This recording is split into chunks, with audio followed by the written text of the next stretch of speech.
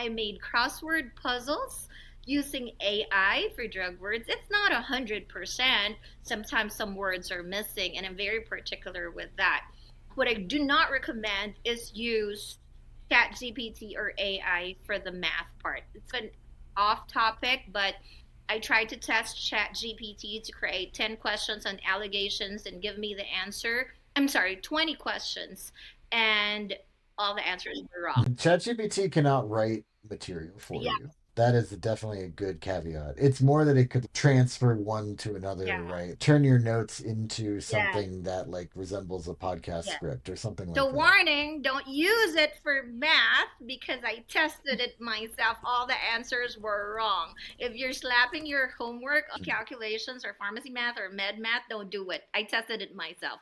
But if you want to create interactive quizzes like I did, word search for drug words, upload your list, it will create you a word search. I uploaded my manuscript and it created me crossword puzzles. But we check it, it's not 100%, but it's pretty useful. And so I'm with you on using AI as a tool in studying and even in creating interactive quizzes, as long as you have the content. I like using Notebook LM as well, because Notebook LM outside of ChatGPT is more. ChatGPT will scour the internet, but Notebook LM Right. generates what you feed it. So you have to feed it a document, a file, a video, and information. So I like Notebook LM more than ChatGPT when it comes to studying. You want to make sure ChatGPT's or whatever AI you're using is not wrong. That's the biggest issue.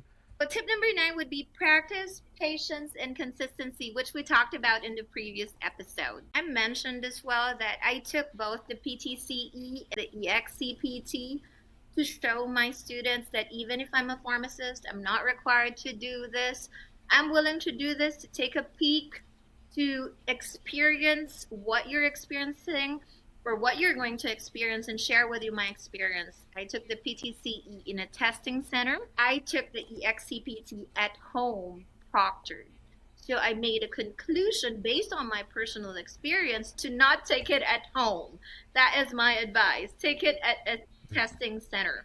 But going back to practice, patience, and consistency, not because I'm a pharmacist, I didn't study or I didn't practice. I got a book and did all the practice tests in there cover to cover. And that's what boosted my confidence to tell me I'm ready. I paid for the practice bank. Oh, at that time there was no practice bank. I paid for the pre PTCE practice tests, checked my score as my final validation. Because isn't that a shame? Like I'm a pharmacist and then I'm going to fail this test. But I also want to show all the steps that I did and walk that I know, okay, this is what I felt.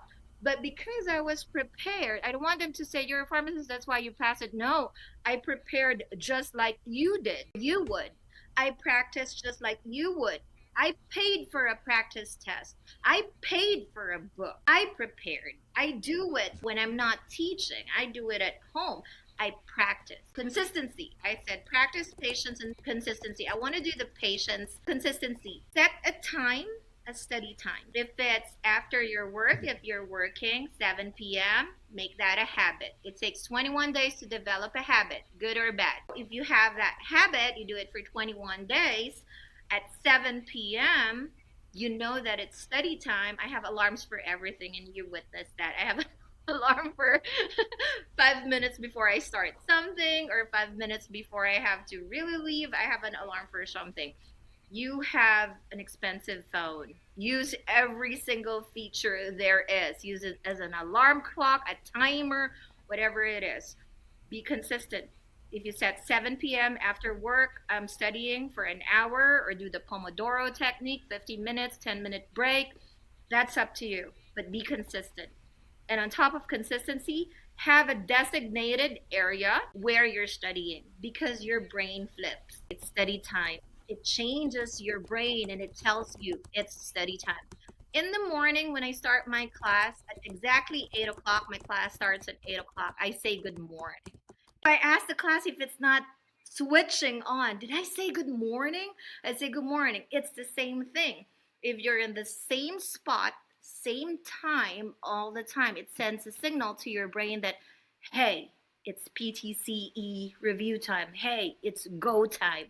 Hey, this is your focus time. No distractions, lock the door, put a do not disturb sign. Like I do have a do not disturb sign right now. I still do those things because it's a habit, a good habit that you form. Last from number 9 would be patience. If you didn't come from a medical background, then you started pharmacy technician program, there'll be a lot of bumps, a lot of challenges. I always say it's like studying 3 languages at the same time. It's like moving to a country and you have to study 3 different languages all at the same time. And what are these languages? The language of medical terminology, the language of pharmacy math, and if you want to add the language of law, specifically pharmacy law. So you got to be patient with yourself. You got to be kinder to yourself. You're not going to get it overnight. You're not going to get it in 1 week. But there's one thing I do know, you can develop good habits. It takes 21 days to develop a habit, good or bad, so make it good. And that was like 5 tips in one. So what is tip number Last 10? one would be teach others. I call it the teach back method. And so, as an instructor, I'm not the teaching. I encourage my students to teach the other students. So, what I do, we do have 4 sequences. And so they call themselves freshmen, sophomore, juniors, and seniors. We do the mentoring system. So the ones who've been here on their 4th sequence, I would assign a freshman or somebody who's just starting their 1st sequence so that they'd be like a tour guide moving to a different country. I wish I had a tour guide, I told them. So those people who already walked their shoes a few weeks earlier, a few months earlier, can tell them how they're studying, what works, what helps. But you don't have to have that. Your friend, your cousin. I had a student who talks to her parrot. She said, talks to her cat.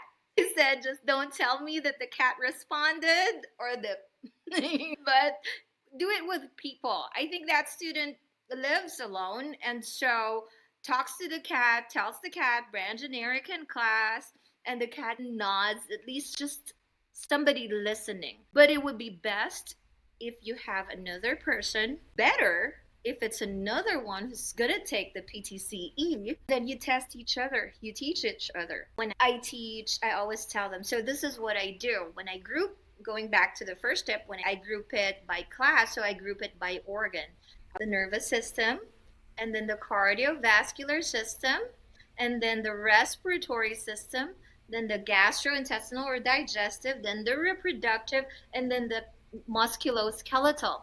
And so if you try to remember the drugs that way in order, that's a combination of visualization, you name it, storytelling. But then go back to teach others. When I did that, one student I saw doing that, teaching another student who just came in.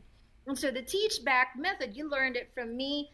And then now she's teaching the other student. And then that student later on will teach other students. Or your buddy, a buddy system. If you're part of a group of a PTCE review group, find a buddy in there. Or if you have friends, they may not be into medical, but at least have them hold your flashcards or quiz you, even if it's the wrong pronunciation, even if it's, you know what, and that thing too, they're learning too.